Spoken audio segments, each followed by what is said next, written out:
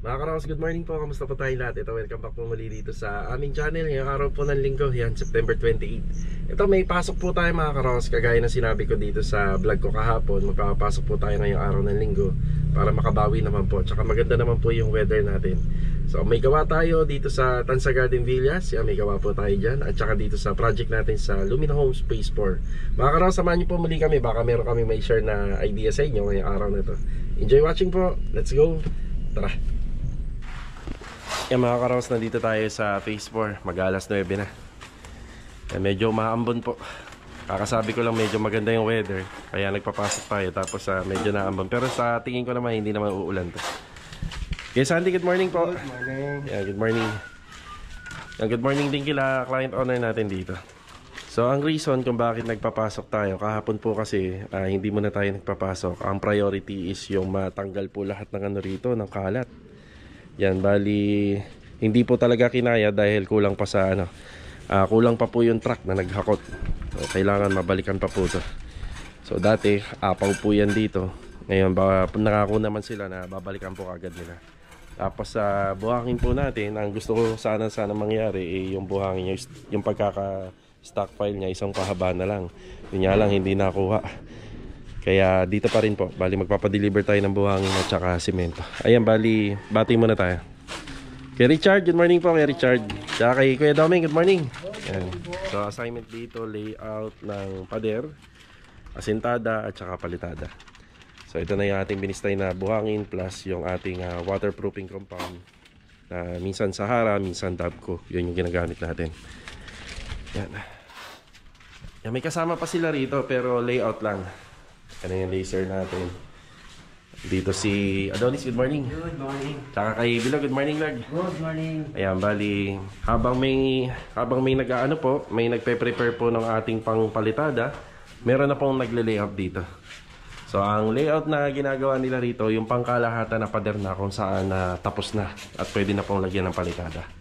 So sa pag-asintada po, kailangan yung buong poste may buhos na, huwag po mag-iiwan ng kalahati. Kailangan buo na yung poste, buo na yung pader para yung palitada natin isa monolithic lang. Nagkakaroon na naman po kasi ng dugtong na plastering pag sobrang haba na. Yung pag mahaba na, yung more than 3 meter by 12 meter, yan masyadong mahaba na. So minsan kapag hindi rin po kasya yung mga handamyo sa area or magsisiksikan po yung manpower sa area, kaya hindi po kailangan ng mga 2 or 3 tao na nagpapalitada. So yung mga mahabang plastering na isang larguhan kapag outside wall, pero pag dito sa interior, ayan, medyo siksikan na, kaya isa lang ang gagawa nito. Yan, pero bigyan ko kayo ng idea, yung ano na yan, yung isang ganyang kalapad na yan na 3 meter, sabihin na natin 3 meter by 6 meter, kaya po yan ay isang tao. Kasi itong kabilaan din, yan 2 tao yan, kabilaan. So bakit 2 tao? Kasi hindi na po kakayanin na isang tao yan, kasi yung balikan kasi siya. Yan.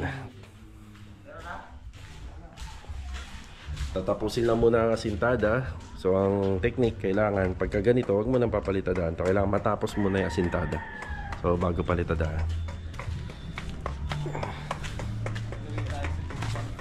Yung dito banda, ayun yung dyan banda, pinapasintadahan na natin yan. Tapos ito, ipapatapos na rin natin. Bali 150 cm lang yung height dito.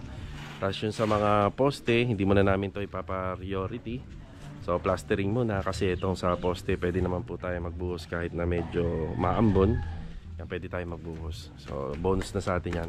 Mahalaga yung mga plastering, kasi kapag natapos yung mga palitada dun sa loob, pwede na po tayo magpa-schedule ng roofing trusses. So ibig sabihin may mga papasok na trabaho, at saka kapag may bubong na yan, tuloy-tuloy na ang trabaho.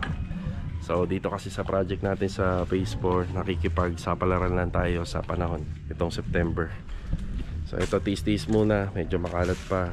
Pagka natanggal na, tapos yung buhangin, unti-unti po natin magagamit niya, kaya luluwag yung area. Si Bilog at si Adonis, nagle-layout lang sila rito. Pagkatapos ng layout nila rito, didiretso na sila sa Tansa Garden Villas. So ba, yan ang eskwala niyan. Yan na. Kumukuha kayo ng eskwala, ay ng hulog sa baba. Yan, kumbaga yung layout nyo hanggang sa malagyan to ng tiles. Pag-tiles na yan, sir. Oo. Medyo pa-tiles yan. Ang plano namin, after ng palitada na kompleto na, magle-layout uli kami rito sa gitna. So, flooring to 1 meter. Lahat to, luguguhitan namin yung buong loob. So, para si mamang tile setter, dire-diretso na lang na. So, kayo, di dire-diretso palitada kayo, di ba? Wala na kayong ganyan-ganyan. Ayan. Pero mga karos, case to case basis, sila marunong mag-layout yan. Kumbaga, mas maganda yung ganitong technique. Okay. Ayan, bali, mag-update na lang tayo rito mamaya sa mga magagawa nila. So, itong area, may plano tayo rito, pero kailangan lang po namin na mahakot to. Ayan. So, luluwag din to sa mga susunod na araw. Bigyan lang po kami ng magandang weather, di ba? Tara, update tayo. May paparating nga palang materialis dito, buhangin at saka hollow blocks. Ay, hollow blocks tuloy, semento. Yan. Okay, ingat ha, ingat. Okay.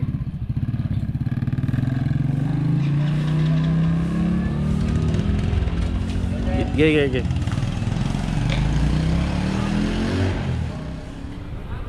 Ayan, nagpagas muna tayo.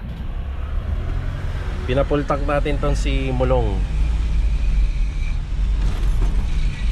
Simula nung ginasa natin siya noong nakaraang linggo, naka-ano lang po siya, naka 11 days. Kasi halos araw-araw po natin ginagamit. Kapag bagyo kasi, ito yung ginagamit natin dahil sa serbisyo niya at hindi pa tayo mababasa ng ulan. Yan, si Mulong kasi nakakaano to eh. Sa isang buwan, 2 beses lang natin siyang pinapagasolinahan. Pero sa ngayong buwan yata na September, baka makaka3 beses siya. Yan. Matipid sa gas po tong ano na to, sasakyan. Lalo na kapag bago, sobrang tipid talaga. Yan, sa Tansa Garden Villas tayo. Tara. Dito pala natin binili yung mga materialis para sa phase 4. Kasi yung hardware ni Melanie sarado. Ayan, pag linggo nagpapahinga din po sila. Yan na. Pero itong mga hardware pag araw ng linggo, yun nga sabi ko, half day lang. Yan, binayaran ko na yung para dun sa project natin sa phase 4. Tara. Yan, sana ganito lang yung weather, oh. Pabor na pabor sa mga manggagawa yan. Pero wag lang umuulan talaga. Yan, makulimlim, hindi mainit.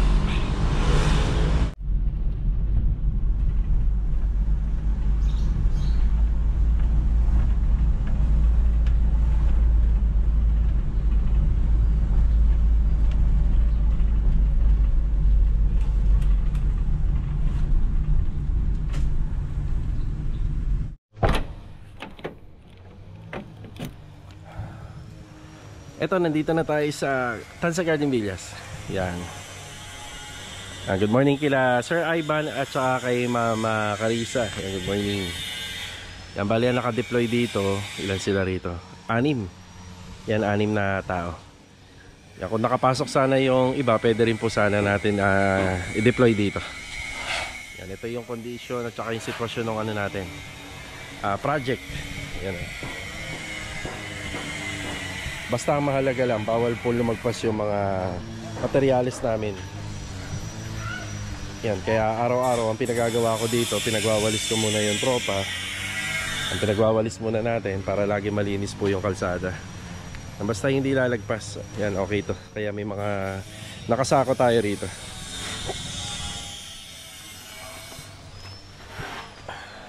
Tsaka pala, dito sa project natin na to, pabaguhin natin lahat yung linya ng water line, yung sa may floor drainage, at saka yung sa water closet, yung linya niya, babaguhin natin lahat. Yan, nandito si Master Jojo. Good morning. Good morning. Saka kay Marvin. Good morning, Vin. Good morning. Yeah boy, morning po. Morning mo. Si Adonis at saka si Bilog nandito na.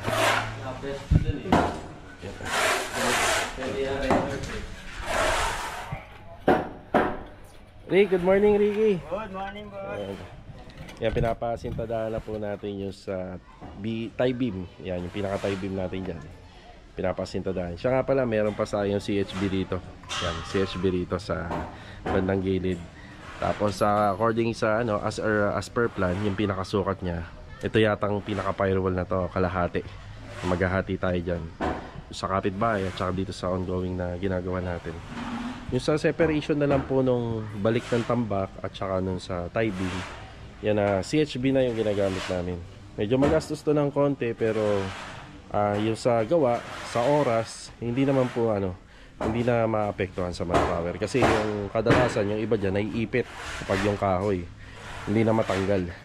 So tayo, ayan, ano na lang po, hollow block CHB. D5 po yan yung gamit natin. Ilang piraso lang naman. Last day, morning. Good morning. Yan. Tapos ito, babalik pa tayo ng tambak dito. Saka pala, according dito sa floor area natin, ito kasi yung floor area rito sa pinaka-existing. Yan, bali, papantay po tayo dyan. Kaya ito mga palambak na nahukay na to, ibabalik pa po namin yan dito. Yan, lahat yan, ibabalik pa. Yan, nakasintada na. Yan, lilinisin na lang po namin yung ano, lilinisin na lang po namin yung mga poste bago magbuhos.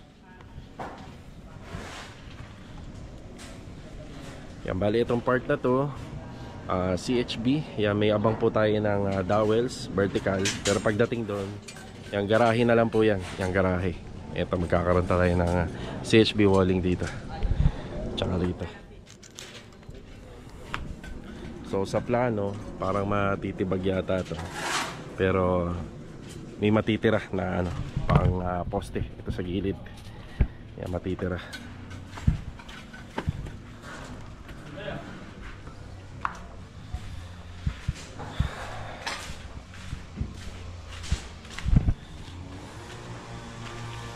Opya.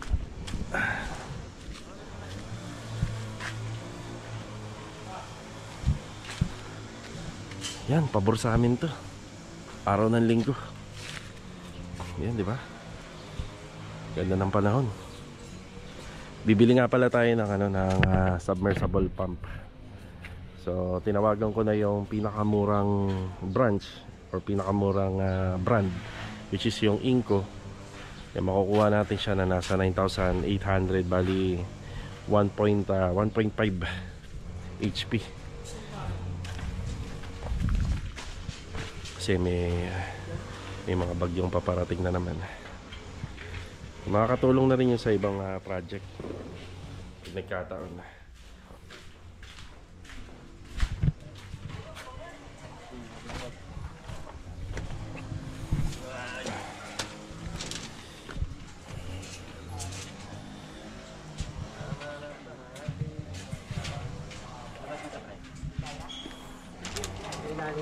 Sa itong gitna. Yan.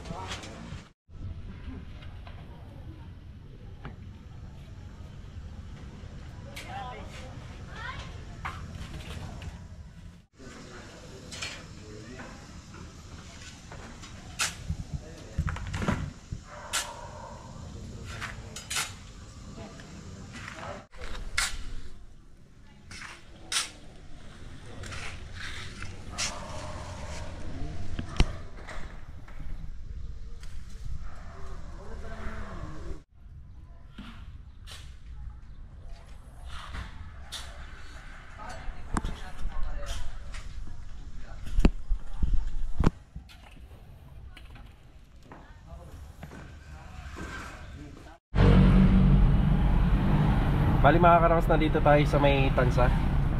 Yan, bago mag break time, tama na tayo dito sa may Inco. Yan, medyo may sobra naman tayo, kaya bibili tayo ng submersible pump. Dapat to nung nakaraang ano na eh, nung nakaraang taon pa, kaso nga lang eh, hindi pa tayo masyado nakakaipon. Ito kahit pa paano may sobra. Yan na, bili muna tayo. Okay. Kunwari, ito yung hukay, yung balde. Sir, baka mabasakan na na. Sige, sige, ganun kasi yan eh. Ayun. Lakas. Yun nga. Pero kailangan to nakalubog. Lubog. Tapos pwede nyo rin siya gawan, sir, ng ano. Para naka-steady na tayo na siya. Ah, DDL sige. Lakas ah. So dito ipapasok yung hose na. Apo, dyan. Yan. Okay. Tapos yung lalagyan ng screen. Yung ilalim po. Yung pinaka-ilalim. Yan. Ayos. Lakas ah. Basa siya. 1.5 horsepower. Nasa ang available kasi na hose natin dahil pang ano kasi to, pang construction ganito. Yan. Pero kapag ano, pang swimming pool yung mga malilinis na tubig, plastic. Yan, 20 meters ang haba. Pwede na yun. Thank you, salamat. Yan, okay na. Submersible pump. Hindi naman po natin talaga to laging magagamit, pero maganda, may stock din tayo para kung sakaling meron tayong mga malalalim na pundasyon na ginagawa sa mga extension ng bahay. Malaking tulong to. Ito nga pala sobrang haba kasi walang walang ibang available na maiksi. So 20 meters. Ayan o. Tapos bumili na rin ako ng grasa para doon sa chipping gun. Yan, break time muna tayo. Tara. Yun, minute na uli. Let's go. Yan mga karaos, break time muna. Ganda ng view rito. Nandito pa rin tayo sa Tansa Garden Villas. Ito, shoutout po kay Ma'am Dinar Ciso Gomez from Marikina City. Yan, God bless po. Tapos kay Sir Raymond Punyo. Yes, gumagamit po kami ng J-clip and molding para sa pagkakabit po ng PVC ceiling panel. Kaso nga lang hindi nyo po yan makikita sa mga project namin kasi sa ngayon ang ginagamit namin cornisa. Ayan. Tapos shoutout na rin po kay Goku Sap. So tinatanong niya yung kuting daw dun sa Anyana Bel Air. Bali dun sa last vlog namin, tapos nung pagbalik ko, bali dun sa last vlog pala, nung nakikita niyo pa yung pusa, pero yung pagbalik po namin kinabukasan, hindi na namin po alam kung nasaan. So yun po, bali bigla na lang po nawala yung pusa doon. Kay Adelina Igiya, itong katanungan niya, flash ko na lang sa screen. Madalas to nangyayari kapag nagbabara na po yung cut spacing. Kaya iwasan nyo po na may bara. So kailangan yung mga bahay na ginagawa, dapat may outlet talaga for septic tank. Tapos kailangan may cut spacing din. So nangyayari to kapag nababarahan yung pinakatubo harapan ng bahay na nanggagaling po dun sa back extension papunta po dun sa harapan ng bahay. So kapag nangyari yon, kasi magkakakonektado po yung floor drainage, so hahanap po yung tubig ng paraan kung saan siya lalabas. So ayan po. So ang pinakamagandang gawin, ipa-check po sa plumber, yung talaga marunong sa mga plumber. Tapos pahanap nyo kung saan yung nagbabara. Pag natanggal yung bara, magiging okay na po yung bahay. Yan, sana nakatulong po. Yan, bali yung update dito, nagbubuhos na lang po sila ng mga foundation tsaka yung biga. Pero hindi naman na po natin yan malalahat. Yan, bali hanggang dito muna tayo. Tapos sa kinabukasan, yung pagpapatuloy naman natin yung sa bandang gitna papunta dun sa likod.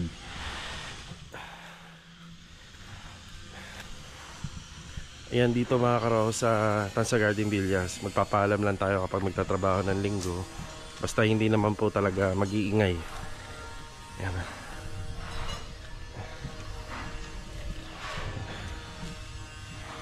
Yung binili nga pala natin na submersible pump, bali magagamit na lang po natin yan kapag umulan uli. Syempre may mga malalalim pa tayo na hukay dito. Pagka umulan na lang uli at mapuno, doon na natin siya gagamitin.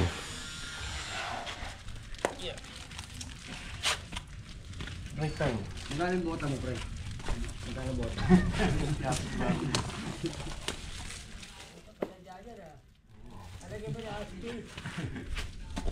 Tama ng bakal.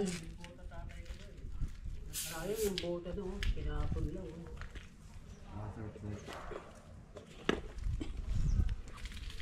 Meron bota, ayun ang sampu. Botante. Nagkarapang kami ikaw sa putis. Para ka nasa palayan na. Ilan ba tayo? 8.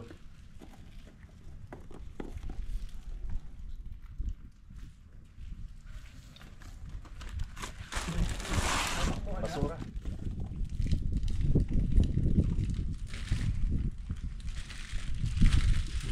tawa ko yung papel pagkain ko eh. Dati nga, nakakain ko yan eh. Ilan naman yan? 10? Yun pa. Ano to?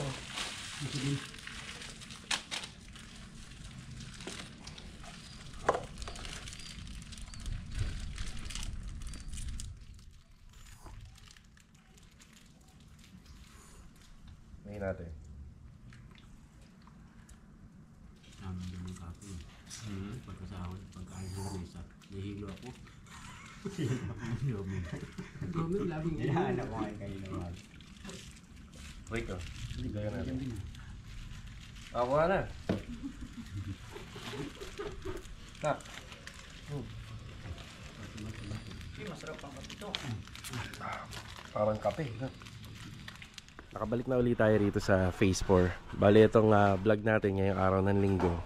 Sinamantala po natin yung araw na to kasi palagi na lang pong umuulan. So itong araw na to na nakikita natin simula kaninang umaga hanggang ito pahapon na.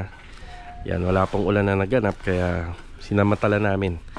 So sayang din kasi kung halimbawa ganito yung sitwasyon, laging umuulan, yan, kahit araw ng linggo papasukan natin kung kinakailangan at saka kung pwede, di ba? So balita ko, hahakutin na to mamayang hapon. Yan, magre-report na lang sa atin yung maghahakot. Yan, nadagdagan yung buhangin natin dito. Bali sa first contract namin ni client, puro plastering lang naman, puro palitada. Medyo critical lang yung doon banda kasi gawa ng may kapitbahay na. Medyo mas mataas kasi yung firewall natin dito sa gilid kaya kailangan pang palitadahan yun. Bali wala naman po tayong tiling works pa rito.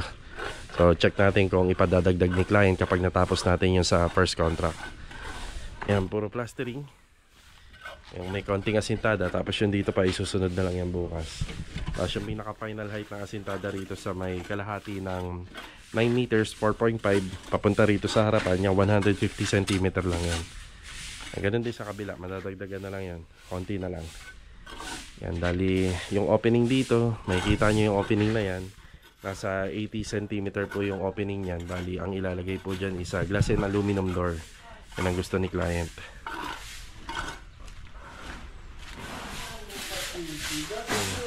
Yan na po yan. Tapos ito, all plaster. Ayan na. Ayan naganap. All plaster. Bali yung sa taas, pwede naman po isunod na lang yan. Ang linis. Ang linis. Tungkol nga po pala sa mga demolition, kapag natapos na lang po yung sa plastering, saka tayo magpapa-schedule ng demolition dito. Ito, daming i-demolish. Pati yung buong pader na to. I-demolish po natin yan. So, may karagdagan din na semento tayo na pina-deliver. Dumating yung metro niya. Ayan, thank you.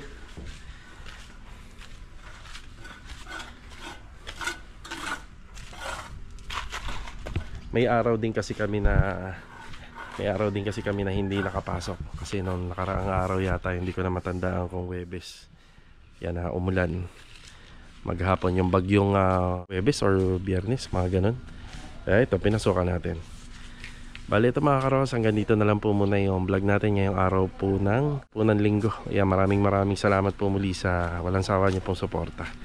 Sa mga hindi pa po nakasubscribe, yan, subscribe nyo na. At click nyo na rin po yung notification bell button para updated kayo sa aming mga videos. Yan, God bless po sa ating lahat. Ito, paalam po muna. Yan, nabubuo na yung extension. Ang kasunod na nito yung roofing renovation. Yan, more on plastering na lang tayo. Tapos itong 4 na poste, yan, pwede namang mahuli yan. Yan, samantalahin natin yung pagkakataon, yung weather. Let's go. Tara.